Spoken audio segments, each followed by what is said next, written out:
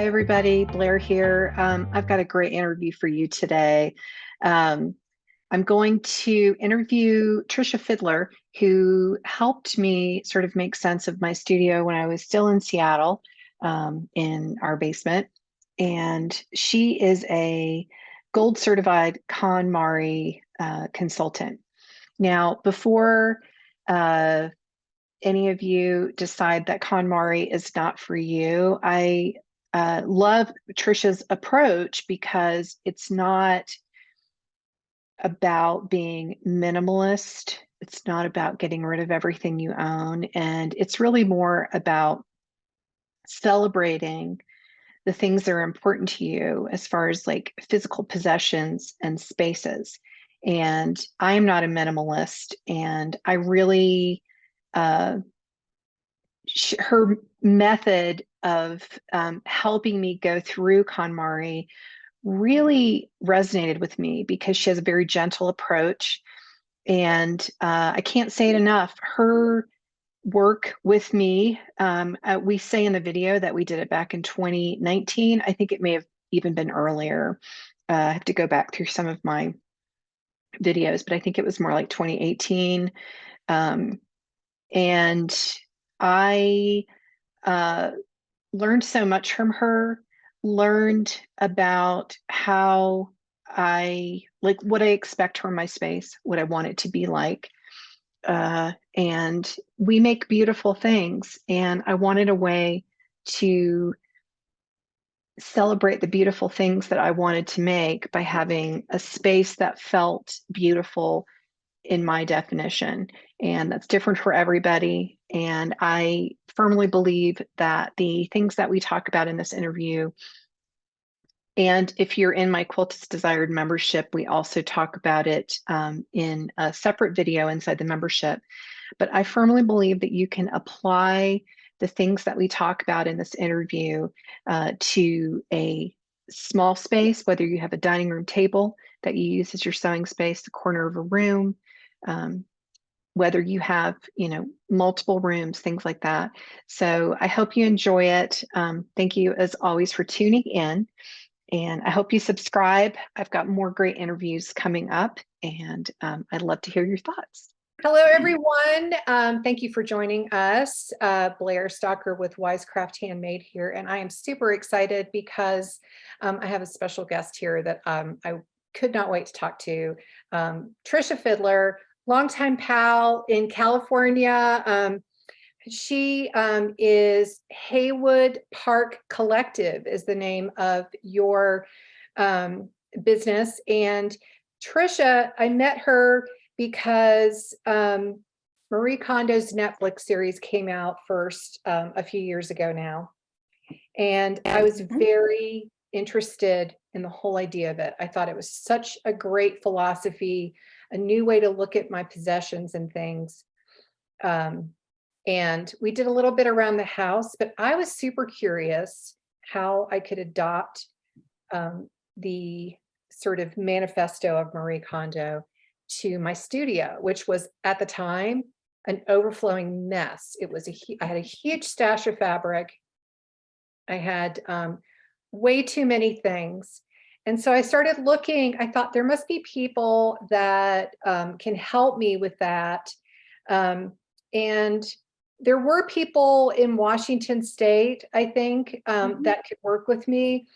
I found Tricia very early in my search, and we just clicked. I think it just worked. And I said, Tricia, help me adopt these ideas to my studio. And you helped me. We got on Zoom, I think every couple of weeks or so, and we would sort of talk through everything. And so it changed not only how I organized my then basement studio in Seattle, very dark but large, but it actually changed my business and the way that I look at what I bring into my studio and what I put out for my studio. And so now I'm in Santa Fe. When we moved, this studio took about a year to build.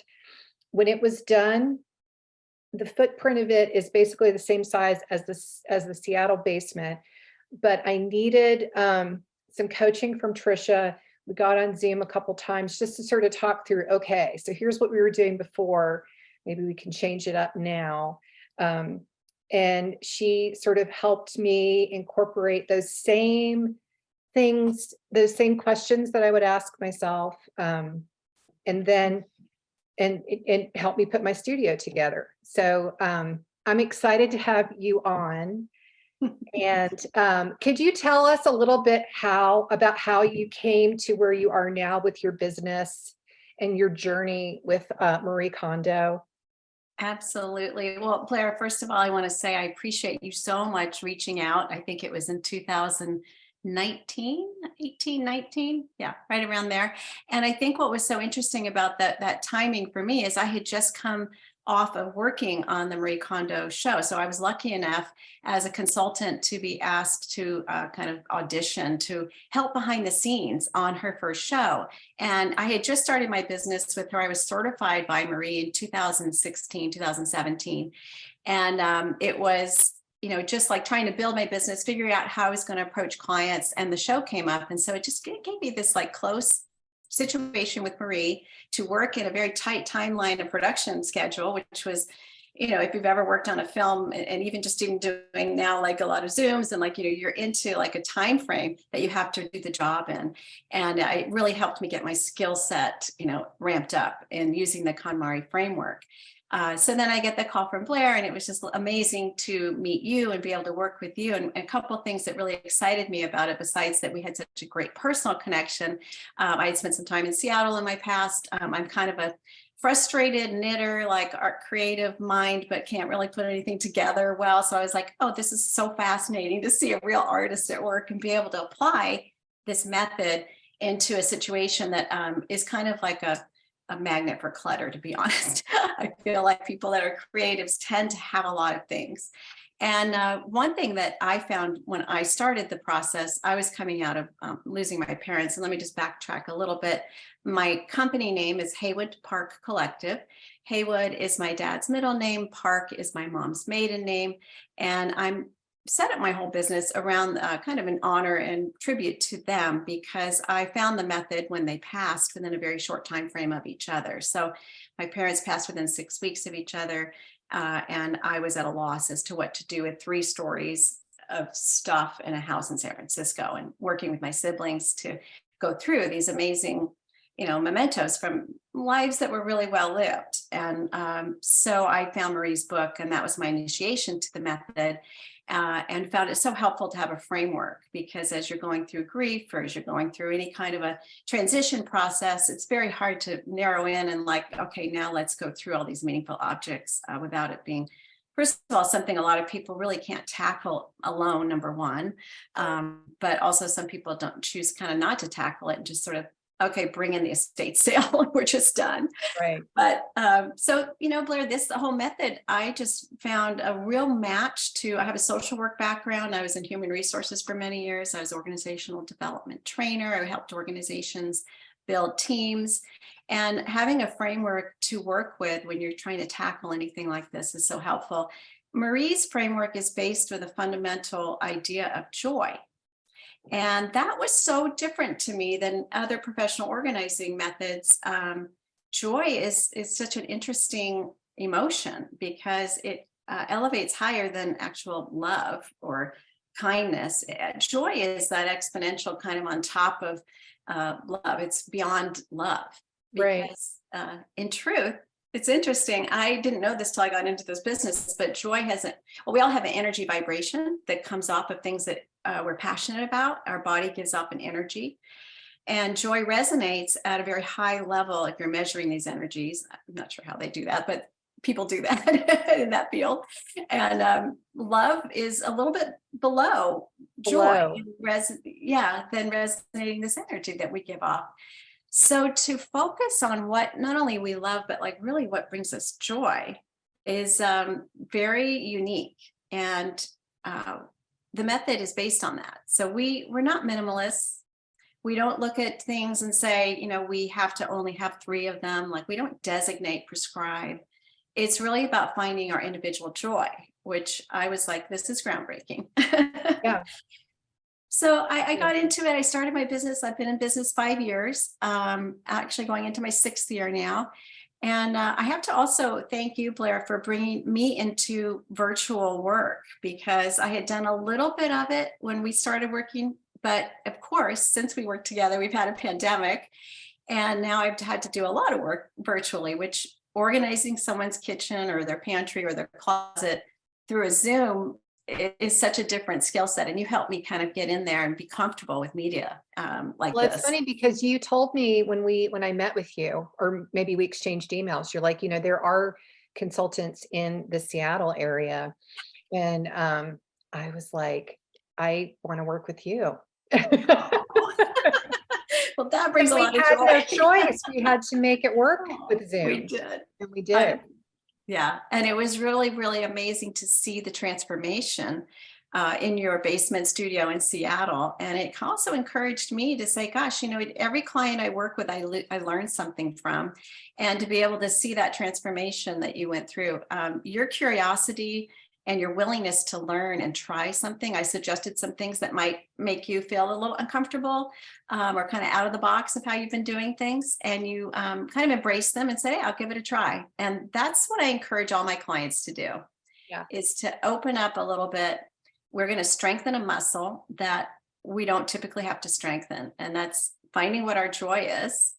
And then kind of choosing to categorize and organize things. And I think especially in the creative space, that's sometimes a roadblock is put up to categorizing being orderly. Right. Well, I remember when we started, the first thing we were going to go through was following Marie Kondo I think it was clothing. Was it clothing? And I was like, we could skip over that because I don't have any clothing in here. And you're like, no. And so I started thinking, okay, so I do have like the studio sweater, which is, kind of ratty, doesn't bring me joy. I have the studio apron, so it's like starting with that was not only a simple way to start, like it didn't, I didn't jump right in head first. And it also made me think, I need to like open up my mind to everything that was in there at the time. 100%. I get so many phone calls, from clients that want to start with their kitchen, because a pantry or Thanksgiving time now is coming up. They're like, my kitchen's a mess. I want to organize it. And, there's certainly we can go in and do, just like a quick tidy, but I suggest I'm a KonMarie purist. I'm here to help transform. Yeah. And that's not only transform the space, but asking my clients to really investigate, like, how can we make this life-changing, which is what Marie's book was titled, The Life-Changing Magic of Tidying Up. Well, it's life-changing because you're changing some habits and you're learning more about yourself and you're really determining what's going to come in and how you're going to have it live in your space. Right. So it's like an inventory. And that's why we start with clothing, even if it's one piece. I'm always like wanting folks to start, I do garages now, everyone's into their garages. Not my favorite area, but I'm like, we're going to use these same categories that Marie suggests we go through. And that I'll kind of review them here. It's clothing is first, and then we do books, and then we do papers, which is kind of a nightmare category. Yeah. And then we do a whole miscellaneous category that kind of encompasses everything else that helps us get our job, our life, our work done. And that's called komono. It's a Japanese word, Komono. Yeah. And that's kind of what we do, bathrooms, pantries, kitchens, and especially in the studio and in your studio, that's where we set a lot of komono. And the last thing is sentimental. And you can't forget that, because in each category, there are things that our heartstrings, they're really in our life because they bring back a memory or they make us feel, motivated, inspired, loved. And we kind of put those things to the end, because our muscle has to be really strong to decide if it's going to stay with us or if it's going to leave. Yeah. And we don't even kind of touch them. I love, like, your byline, I think, on your tagline for your business is it meaningful fabrics? Wait, making quilts. Meaning out of, there we go. Meaningful fabrics into modern quilts. Yeah. There we go. Yeah, and that's, that's such a great vision, because so much of what you're working with are things that are possibly been passed down, or you want to create a piece that is meaningful, and Yeah. it could be from things that are sentimental. Yeah. Yeah. So So that along those lines, there's one thing. My membership, and I know that people that I talk with who follow me online talk a lot about their creative spaces. And since I worked with you, I knew this before, but now, since I worked with you, I really believe very strongly in the whole idea that our creative space should bring us joy, should be a sanctuary of sorts. And as you mentioned, a lot of times it becomes either a drop off space or a storage space. And I remember when it was time for me to go through all the fabric that I had. I mean, it was under my work tables. It was in its own little dedicated IKEA thing. It was in a box on some shelf. It was everywhere. And I remember saying to you, Tricia, I said, I am so curious how this is going to work. This whole method is going to work with my fabric, because even though I have all this fabric, I make super scrappy quilts. I make quilts with all different kinds of fabrics. So in some way, I need all this fabric. And I don't know how I'm going to be able to like pick and choose what I keep and what I get rid of. And I remember when we were talking about coming up with some way of storing or categorizing my fabric or something like that. We kind of came up with a method to fold each piece. Yes. And when we did that, I remember you said, Blair, there are certain fabrics in that stack, that huge stack, that you're not going to be willing to fold like this and to put in your storage. That's how you can start to determine which you can safely pass on or get rid of. And that was so profound to me. I think that's one of the reasons why my folding method has lasted this long. I'm going to get a sample of my folding method. Yeah. I wanted to share with everybody sort of the way that Tricia and I came up with me folding my fabric to keep it. We sort of shopped IKEA together virtually. We looked at different sizes of bins and things. And so I have a shelving system. I'll put the link to it below. The two of these, I guess these are like bamboo bins, fit in each opening.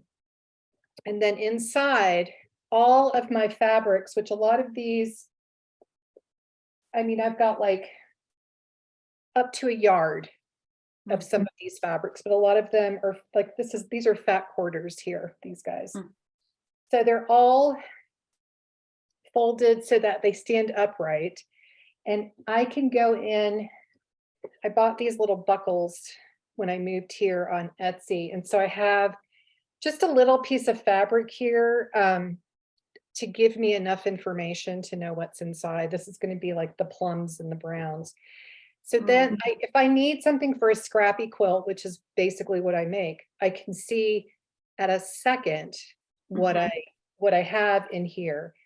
And this is the fold method and the storage method that we came up with back in 2019, I don't know when it was, but yeah. I have to ask you, do you feel just a thrill when you see it all kind of standing up, like it's like a little boutique or like a little, I don't know, I get a thrill from it. I love it. I love it. I love it. And it also tells me when I look at it,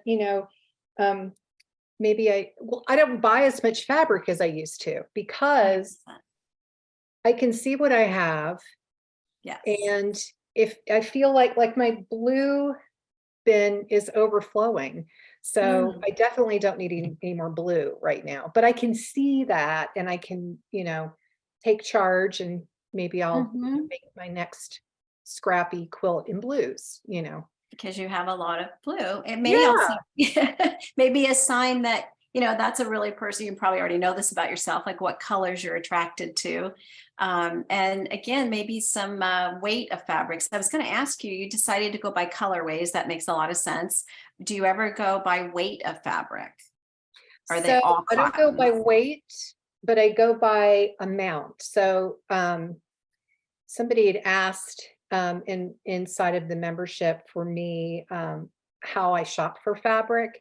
Mhm. Um, and so if I see a fabric that I like, but I don't have a plan for it, I'll buy a fat quarter. If I see something that that's an 18 by 22 inch piece for Okay. anybody who doesn't know. But you can get a good amount of patchwork squares out of that particular measurement. If I see a fabric that I love, like adore, love, like it's the perfect blue or something like that, I'll buy Mhm. 3 yards.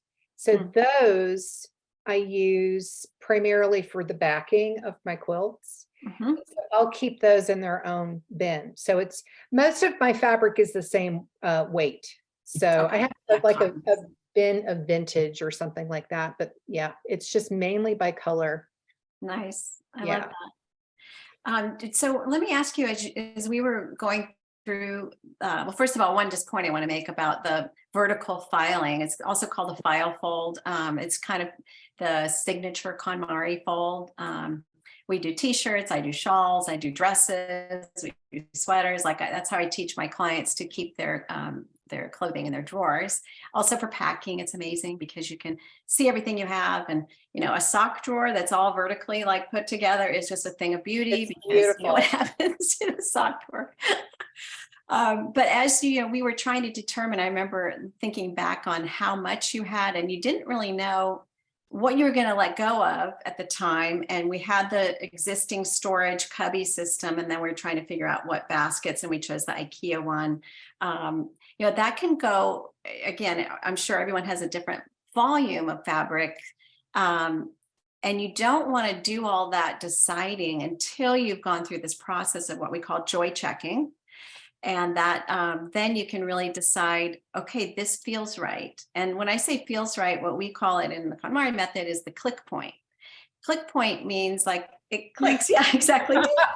It feels like, oh, it's so right. Everything's balanced. Right. And that's what we're looking for. Honestly, in every space I go into with every client, it's balance. Yeah. And that way, and balance is different for everybody. I think we talked about this in the beginning of our time together too. I kind of go off these 3 eyes. When I first talk to a client, I suggest that this method is going to be about, first of all, inspiration. You have to be inspired. Folks in your membership, you all are thinking about, like, I'm inspired to kind of make my studio better, make my creative life better, my end product maybe improved or feeling better, easier. Yeah. So you have to have an inspiration. And then the second part of it is it's very individual. Blair's studio is going to look different than the next person's studio or workspace or whatever amount of space you have to dedicate to your craft. So it's very individual. That's the second eye. And the last eye is intentional. And this process doesn't work, and you can't make these changes or improvements if you're not intentional about attacking it. And I think Blair and I have, of course, had these every 2 weeks. I think it was we'd meet up. But in between that time, you were doing homework, and you were having to set a time aside actually on your calendar Yeah. to tidy up and to organize your fabrics and make these decisions about what stays. I remember your Yeah, book I collection actually was just sort also of pushed everything aside and did that. And I remember on calls telling you I have extreme decision fatigue right now. yes. You would kind of help talk me through that because it's a lot. It's a It's a lot of lot. little decisions that get bigger as the process goes on. 100%. And it is a muscle. This decision-making muscle gets strengthened. I used to teach decision-making way back in the day in the early 90s, or actually early 80s. Who am I kidding? And this method is honestly one of the best ways to become a better decision maker because Yeah. you're basing it on your values. What I like to talk about with my clients is what value is being represented as you make that decision. Because as you think about it, what do you really value? Sometimes we keep things because we made an investment, right? Sometimes it's money oriented. Sometimes it's also a little bit of fear. If I don't have this thing, how will I get done what I want to get done? And there's a lot of unknown. So it's just in case, like in quilting, it might be just in case I have this project that I need this particular color. I would assume I should probably ask you to define what's the just in case. Well, I mean, the just in case for me before I started meeting with you is just in case I'm going to do another craft, so I had like paints and all of this stuff. And I think what happened was in the midst of, I'd sort of gone through a lot of that stuff because I felt overwhelmed creatively. I wanted to make all the things and I wanted to have all the supplies just in case. I wanted to, make something. Yes. And I realized just because I could make it and I knew I could make it doesn't mean I have to. And so getting rid of all of I was painting. I was I was doing like DIY projects for like Sabers chain. It's like once I got rid of all of that and sort of decided I was going to focus on my business, then I looked at, oh my gosh, I have a lot of fabric. Like I sort of cleared the air so that I could assess. Yes. But I think there's always this tinge of, what if I need it? What if I get rid of it and I need it? And I will have to say, I haven't ever, the only thing, this is so funny. The only thing, I was so into this process with you.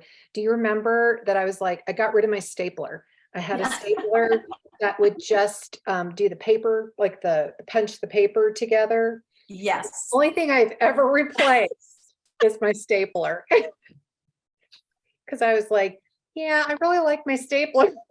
So what I did was I got one that I can find that's small. Oh, nice. And I think yellow. it's a fun color too. But everything else, I mean, even the things I was thinking, oh my gosh, what if I need it? I haven't. Yeah. Our minds are these, just amazing things that create all kinds of scenarios for us.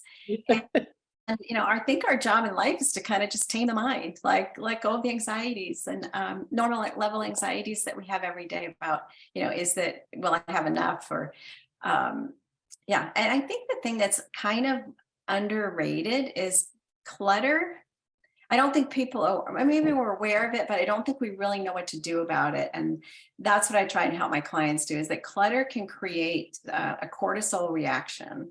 It can make you physically kind of feel ill, even though you don't realize that's what it is, because it's a lot of unfinished business that you're surrounding yourself with. That's a good way to put it. It actually is. You can look around your own cluttered room and think of, I really need to sort the laundry. And I said I was going to wash those curtains, but I got all that stuff in front of it. Yeah. 100%. Our mind just keeps going, and it's got a little bit of a saboteur kind of thing.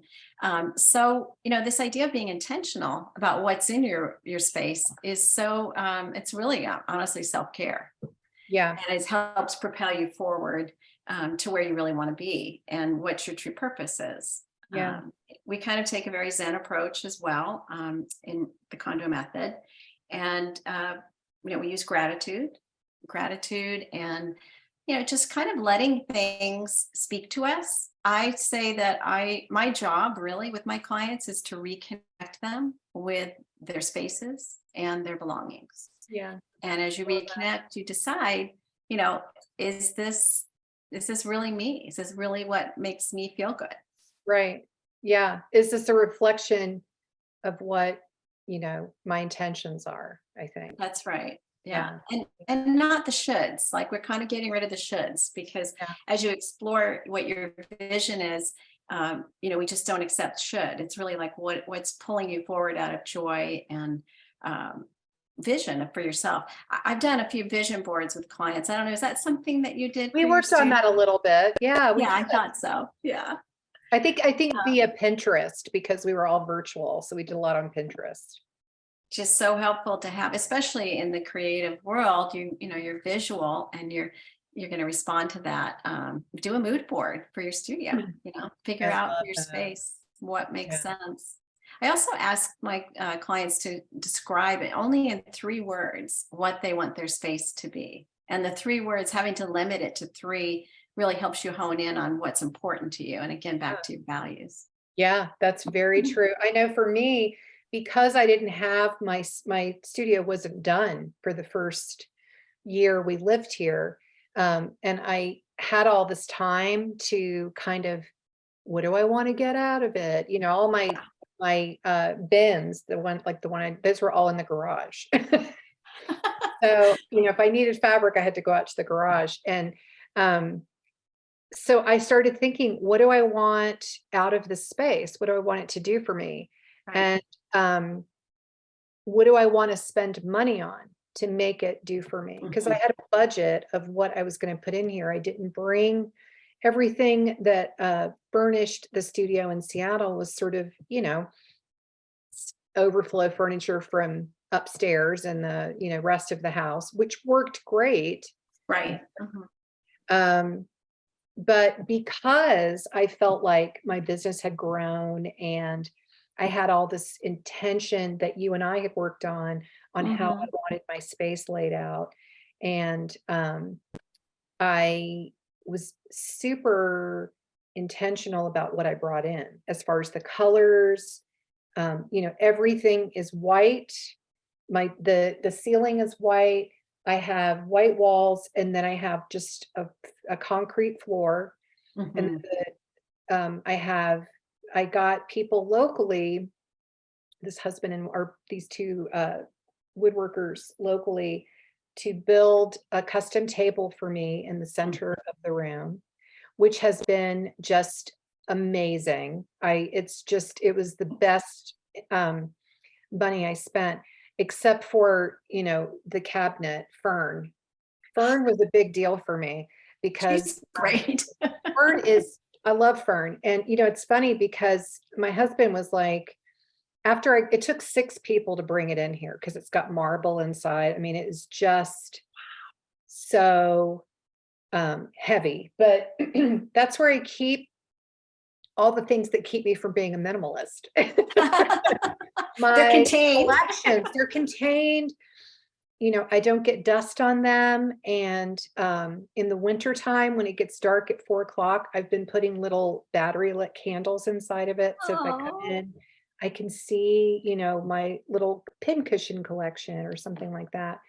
And it's funny because when I was bringing Fern into the space with, you know, 5 other family members that were willing to come out and help us, my husband was like, this just seems so unnecessary. This huge cabinet, like, does this help you work? Yeah. Like, there's a method to my madness. Just, you know, please don't Judge. And my daughter, who is now 24, she and Peter were talking later, and she told me later, she goes, you know what? Dad told me, he goes, you know, I got to hand it to her. I thought the cabinet was like a frivolous, silly idea. It really is. It makes total sense. I love it. I was like, see? Yeah, exactly. I knew what I was doing. Well, you know, it's the fundamental aspect of the KonMarie method as well, is what we call the personal power spot.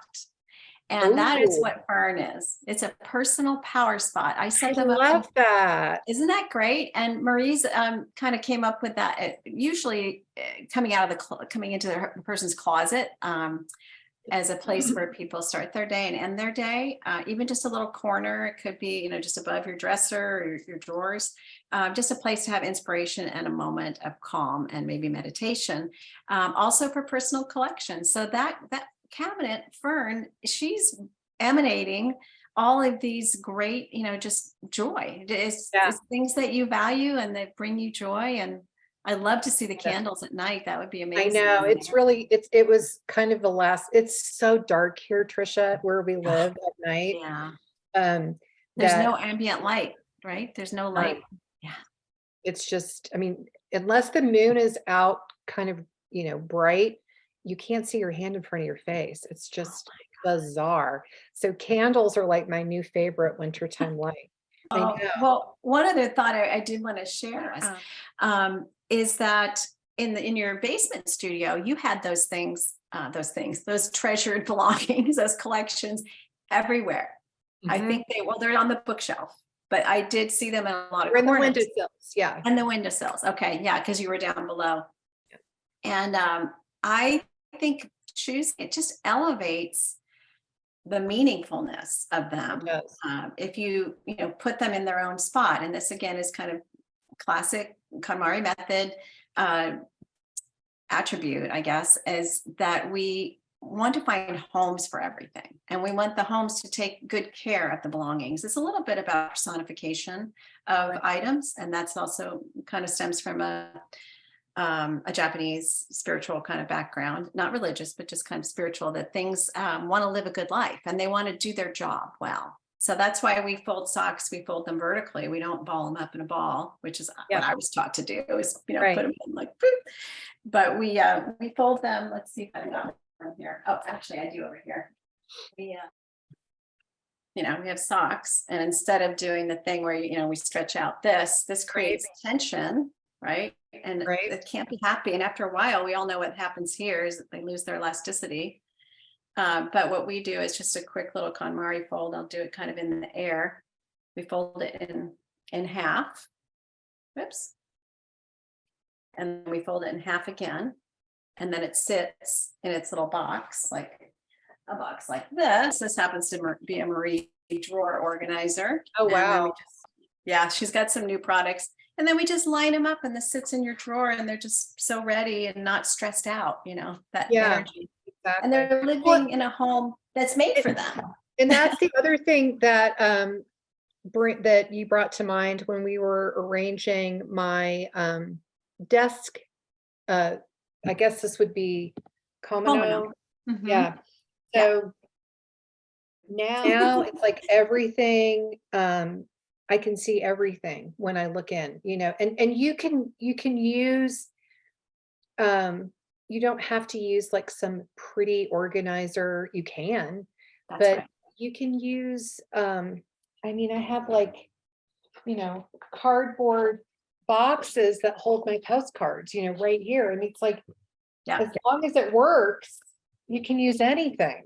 Yes, it's great are Apple boxes, the Apple iPhone box, because they've got that nice coating on them and they're very sturdy. Very sturdy, and they fit in the drawers nicely. I highly recommend using what you have, because there's no reason to invest a lot of money. That's a whole other huge business of storage. And the other thing I thought about when I moved here is I like being in Santa Fe, where there's a lot of like, I feel closer to nature in a different way than I did when I was back in Seattle. And so I really like natural materials in my studio. I mean, I have a little neon, I love little plastic neon. I also, like as modern as my studio is, I'll show you. This is a vintage basket that holds French baguettes. It's a my gosh, that is amazing. I love that. Carry it like this. And so it holds like my interfacing, like things that won't oh my gosh, I love that. Sunshine. Yeah. And so the interfacing is around a piece of cardboard or something. It is, yeah. So it's just a round cardboard. It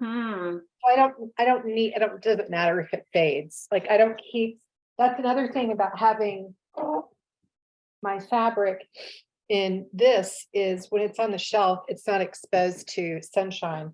And 100%. even though I have solar shades, we're 7,000 feet up. So the sun is pretty strong. Yeah, it'll bleach out. It will. It will. Well, I So, love the mix of modern with nature. I think yeah, that's very, the white and the it looks like your table's maple, I think, right? Is it a yeah, maple? it Yeah. is. Yeah. And then the basket has some texture. So, Yeah. combining those things, that obviously things that you value, pieces that you value, things that speak to you. Yeah. That's the key. It is. It is. And using things, my sister-in-law, who's like she's like a sister to me, and she's the one that found this basket. And, using something like that in a totally different way than what's Oh, intended, it's like, oh my gosh, she's so good at finding stuff like that. I'm like, yeah, that's a tell great me idea. she had to go to Paris. Did she have to I go to know. Paris? I think I she can has. see it in the plane coming back. Won't fit in the So, container. yeah, I think it is, um, it's really in your creative space. I think it's, important to ask yourself, what you really need. Um, I asked, my members, I'm like, I showed them images of, different studios and said, which is your preferred look? Like, do you like to be able to see everything? I don't like to be able to see everything in my studio Hmm. because for me personally, I have one discipline and I know where everything is. So I don't need to be able to see it. Yeah. Um, but some people are energized by Yes. seeing possibilities in what they can Yes. see. And then some people are kind of in between, Hmm. a mix of all Yeah. of them. I think that there's opportunities for all, that spectrum of needing to see and not needing to see. I do work with not only some creatives, but also folks that are older, not, kind of like my age. And they feel like they like to see things out, especially when we get into papers and things like that. But one thing I recommend is something like this. Now, we talked a lot about vertical storage. Vertical So in the storage. paper category, and I've got one of Marie's, this is her piece actually, that's made out of bamboo. But I keep my projects in here. Now I can still see them. Yeah. All I have to do is just kind of turn it, and I know that this is, I've got a labeling project for some bins here, and Yeah. I keep them in project envelopes, which I think we kind of talked about as You well. did. Project envelopes are great, but even IKEA has these paper kind of files. You get like, I don't know, five for $4, and I just have to show you that I still use the project envelope. hey, those are so great. You're We such a good use those- teacher. I tell you, this is the best day of my life, honestly. Oh, you're sweet. I'm feeling so, I don't know, like I've helped. I love it. You did immensely. Yes. Thank you. Thank you. It's so fun to share it. But what's so great about those IKEA ones is that they're inexpensive. And if you don't use them, you can fold them flat. 100%. Yeah. I take them to clients and we sort papers, but yeah, they just go flat and you can store them and bring them out when you need them. I think this also might solve if you're underway on a small piece of quilt. I'm not a quilter, but if you're underway on a small piece, you could keep bits, things of a project in one of these and keep it out, or on a bookshelf. But again, what we're avoiding here is a stack, because we do not allow piles. Piles are a terrible thing. And whether it be in Komano and papers, even a pile of books does not bring joy. No. So Tricia, are you available for people if they want to do something like what I did? 100%. Are you booked solid? Well, I do book up in advance. Yes. I'm not available this year anymore, but I am available in January and February. Okay. And it would bring me, to so much joy to be able to work with any of your members. We can definitely customize to what your needs are. So whether it's, I think Blair and I were doing like 30-minute, 45-minute sessions. Yes. I have some clients that, it can go about 20 minutes. Some people go an hour. And again, I'm based in San Diego, but I also work in person in all the way up through LA and in San Francisco. So I do travel on the West Coast to clients, but more than happy to obviously do this through a virtual format. And that's been very successful, as you can tell with Blair. Yeah. Okay. So we're going to include all of your information Okay. because it was just super, super helpful to work with you. And just so you know, it has lasted all these years and will continue. And but so I thank happy. you. Yes, I think you should come to Santa Fe and see it in person. That's on my bucket list. Yes, yes, anytime. love to. Yes, yes. Well, thanks so much for this time. It's been just wonderful to work with you and love every Likewise. moment sharing this Yes. method. All right. Keep in touch, Tricia. I Thank you. will. You Okay. too. Okay.